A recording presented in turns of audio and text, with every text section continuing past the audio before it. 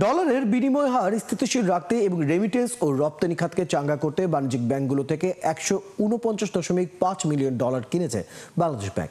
বৃহস্পতিবার প্রাথমিকভাবে 30 million dollar কেনার লক্ষ্যমাত্রা নির্ধারণ করে নিলাম আহ্বান করে কেন্দ্রীয় ব্যাংক। তবে শেষ পর্যন্ত তারা আরও বেশি ডলার কিনে নেয়, যেখানে কাট অফ রেট ছিল ডলার প্রতি 121 টাকা 70 পয়সা। এর আগে গত 14ই আগস্ট কেন্দ্রীয় ব্যাংক 121 টাকা 50 পয়সা কাট অফ রেটে 176 মিলিয়ন ডলার কিনেছিল।